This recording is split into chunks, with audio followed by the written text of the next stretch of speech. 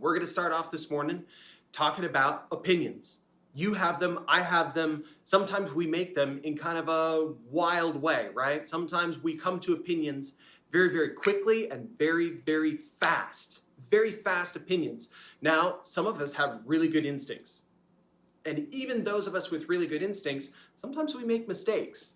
Sometimes we make mistakes when we make judgments really quickly and really fast.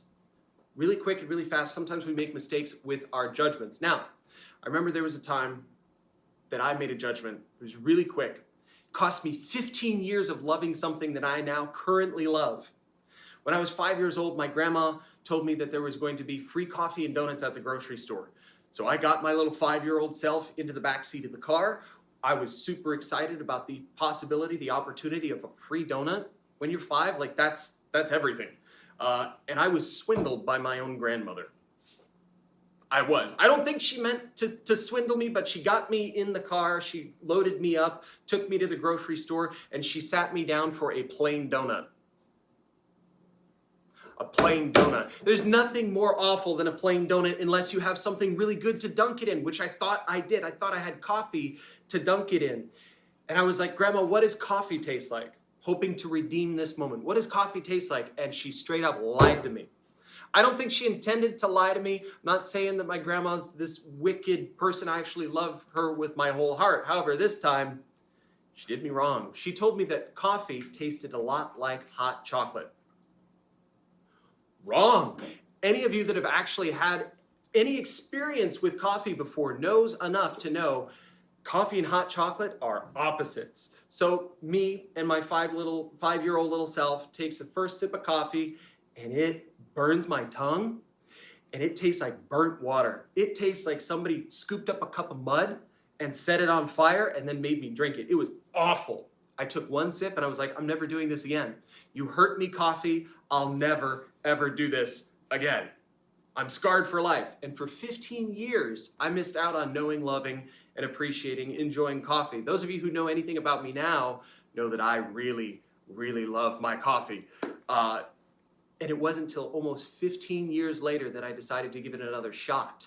And then I was like, coffee's amazing. Coffee's incredible.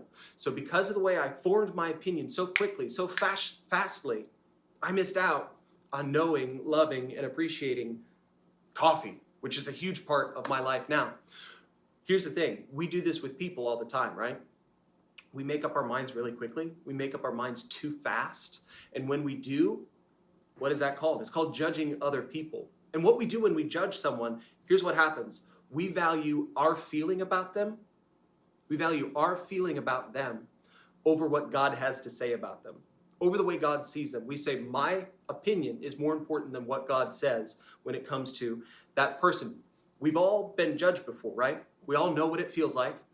We all know what it feels like to have eyes on us as soon as we walk in the room and they go, oh, I bet they don't wear the right shoes, or I bet he doesn't know how to do math, or I bet that person doesn't get along well in social settings, and they kind of judge us. Now, here's the thing. It doesn't feel good when that happens to us, but we do it to other people as well. We do. And I'm sure we've all done it in times where we go, oh, they go to Howard? I know exactly who they are. Oh, you mean you go to Liberty? Forget it. Oh, BT? Never mind. I know exactly who you are. Because all rich kids are. Because all kids that wear hand-me-downs are. Because, I mean, if you get that grade in class, if you get good grades, then that means you must be a vicious person. Or if you don't get good grades in class, then that must mean that you're ignorant. If you do play sports, then of course all athletes are. If you don't play sports, then that means that all band kids are, and we fill in those blanks with our opinions as opposed to valuing what God has to say about those people. And it hurts them, and it deprives us of a friendship with them, and it short circuits our ability to know and love them. Here's the thing. We have to learn how to deconstruct this. We have to learn how to stop this, because it's a major reason. It's a major reason why we don't have the friendships we want. Some of us tend to be alone, and we don't want to be alone. this could be, I'm not saying it is, but this could be one of the reasons why we find ourselves without the friends that we want. Maybe we're really harsh when we judge people. Maybe things aren't as awesome at home with our brothers and our sisters because we're judging them right away and we're saying, oh, mom's upset again. Oh, dad's upset again. They're going to do this again. And so instead of going, wait a second, what does God have to say about them? How does he feel about them? We go, I value my opinion over that. We do things like this. Why do we do things like this? We do things like this maybe because we're intimidated by them. Maybe they have something that we want. Maybe they have the pair of shoes we want. Maybe they have the social capital that we want. Maybe they have the friends that we want. Maybe they have the boyfriend or the girlfriend that we want. So instead of being happy for them, instead of being nice to them, we try to tear them down. We try to say things like, well, you know what? If I had that much money, maybe I'd be able to do my hair like that. Well, you know what? If I had parents that were like that, maybe I would be able to do stuff like that. Maybe I would be able to get to go on that vacation. Maybe I would be able to get to go to that school. So we do things like that. Why? Maybe we're threatened by them. Maybe we want what they have. Or maybe we buy into the lie that because they have it, we'll never be able to get it. And so we have to learn how to stop this. We have to learn how to deconstruct our judgment. And in Matthew chapter 7, verse 3, it gives us a perfect roadmap to how to do that. Let's read it together today. It says, why do you see the speck in your brother's eye, but you do not notice the log that is in your own? Right? Get the language here. Little itty bitty speck in their eye. Big log in my eye. How can you say to your brother, let me take the speck out of your eye? How many of y'all are a little bit like me? You're like, I'll tell you exactly what your problem is. You've got something in your eye. I'll tell you exactly what your problem is. You're never on time to class. I'll tell you exactly what your problem is. Go ahead, wave your hand if you're anything like me. You've got it, answers on deck for what's wrong with other people. What's wrong with other people? And what Jesus is saying here, he's saying, how can you say, take the speck out of your eye when there is a log in your own eye? He says, you hypocrite. First, before you start to criticize, before you start to help other people, take the log out of your eye, and then you will see clearly how to take the speck out of your brother's eye. So the first thing we're going to do, we're going to ask God, hey, am I seeing this correctly? We're going to talk to God about it and say, hey, how can I help this person? Help me take the log out of my eye. Help me see them the way you want me to see them. And if there's something that I need to do in my own heart, the first response when we're going to judge someone, when we start to see that rise up in our heart to go, oh, I know exactly who they are. What we're going to do instead of that is we're going to say, God, help me see how to see this person. Help me know how to love this person. Help me understand how to take care of this person. Help me take the log out of my own eye. And I'm so glad that there was someone in my life that took the log out of their eye so that they could help me with what was going on in my life, because there was stuff going on in my life at the time. I was about 17, and I had first started to hang out in a church environment, which was very, very different for me, very strange for me. I didn't always go to church when I was in high school, and I wore hand-me-downs, right? So I wore like really old, baggy clothes. Let me tell you this, there's nothing wrong with wearing hand-me-downs. This shirt was a shirt that I got for $3. So there's nothing wrong with wearing hand-me-downs. But I was super insecure about it. I felt like as soon as I walked in a room, everyone was looking at me. It wasn't true, but that's the way I felt. And so because of that, I judged other people. And I was like, they probably won't be friends with me. They probably won't talk to me. They look like they think they're better than me, all that stuff, right? That we still do. And one day, my youth pastor kind of picked up on that, and he took me aside after service and was like, hey man, I really sense that this is the way that you're feeling. I really think that you're doing this to other people. I feel like you're not giving them a chance because you think they're all caught up in what you're wearing or what you're not wearing. And I was like, well, yeah, kind of, maybe. And he's like, no, that's definitely what's happening. So you know what? He said, I'm going to do two things. He said, first, I want to let you know that when you come in here, nobody cares, man. Nobody cares. God doesn't care. He sees your heart. He sees your intentions. He sees you for who you are and who he made you to be. He doesn't see the shirt you're wearing and go, oh, he's more valuable. He just sees your heart. And that to me lifted a huge burden off of me. And then he said, but I don't want to just leave you with that. I want to go out and buy you a ton of new clothes. That's exactly what he did. But had he judged me, had he not taken the log out of his own eye, had he said something like, well, that's just who that kid is, and you know what, he's probably from that type of a family who's like super insecure, and he's never going to change, and I should just move on. Had he done that, I probably wouldn't be here today. Because of that conversation he had with me, I was able to see, oh, this is how God sees me. Oh, this is how God feels about me. Oh, this is how people at this church feel about me. They're not here to judge me first, fast, quick. They're actually here to help me, to love me, to know me, to understand me, and to help me move from where I am, where I was, to where God wants me to be. So when we get tempted to judge people, probably this afternoon, maybe tomorrow, when we get tempted to judge them, here's what I want us to do. I want us to talk to God about it. God, am I seeing this correctly? What do you want me to do? What do you want me to do? Because sometimes it'll be two things, one of two things, mainly.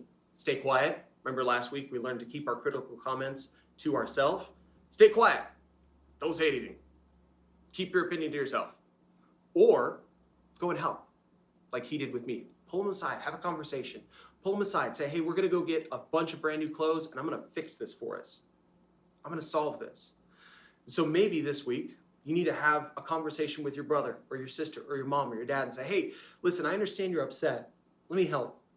As opposed to going, well, they're flying off the handle again. They'll always be like that.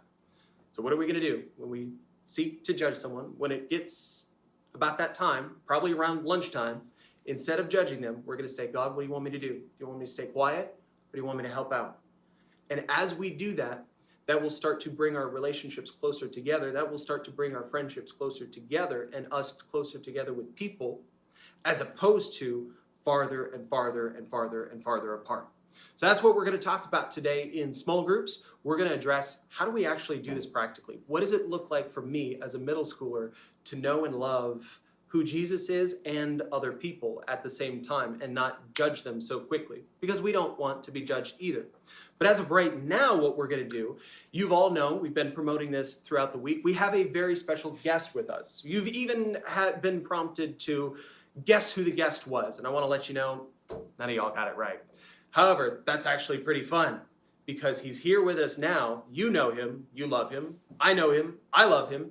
His name is Craig Lovely. So Craig, come on up here really quick. We're going to talk about how to survive quarantine, but not from a medical standpoint, because I don't think I would have anything to add on that. We're going to talk about how to survive quarantine and stay sane. What do we do when we're bored? Thanks for inviting me here. I know Sam said there'd be a special guest. I hope you're all not too disappointed.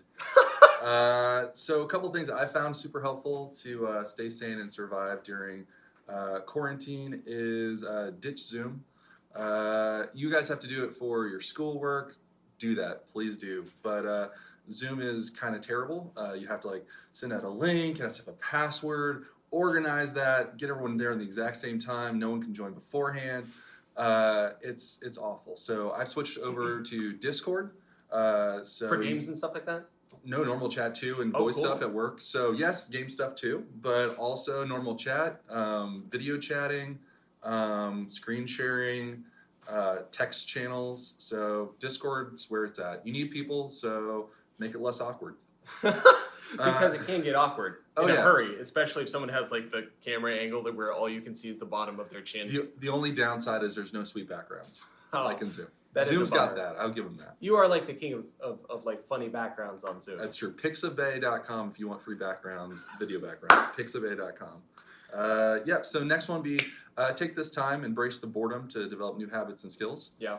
So I've taken setting a habit of reading every night for half an hour. Nicole and I, my wife, do that. I've started making a lot more cold brew coffee. So yes.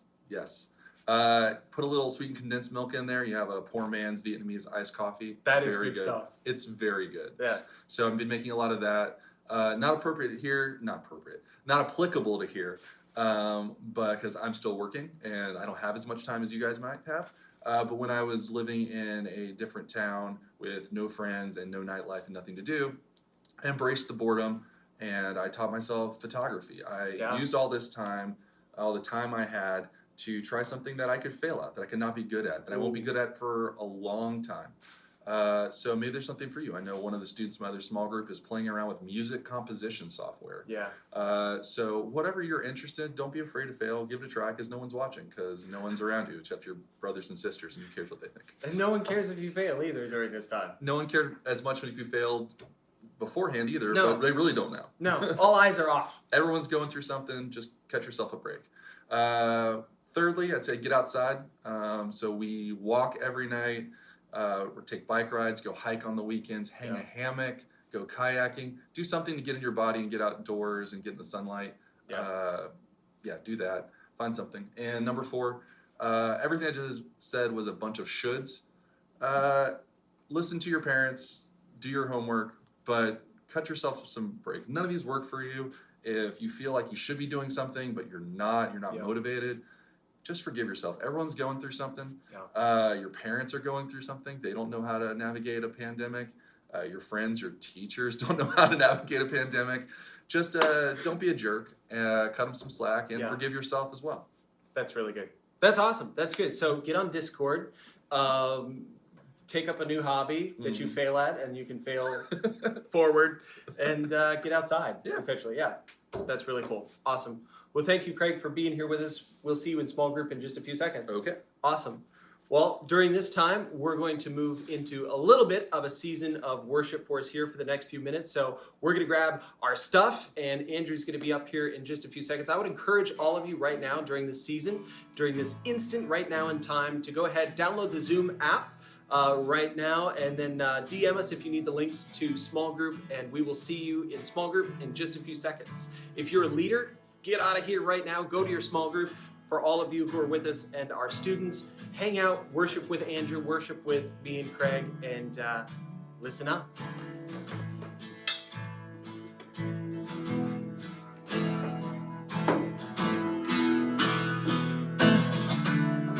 Your love so great, Jesus, in all things. I've seen a glimpse of your heart, a billion years. Still I'll be singing. How can I praise you enough? How can I praise you enough? Sing, you are the Lord. You are the Lord Almighty, outshining on the stars in gold. Your love is like the widest ocean. Oh, nothing else compares. It's in creation calls. Creation calls. All to the Savior. We are alive. We are alive for your praise. In earth and sky, no one is higher.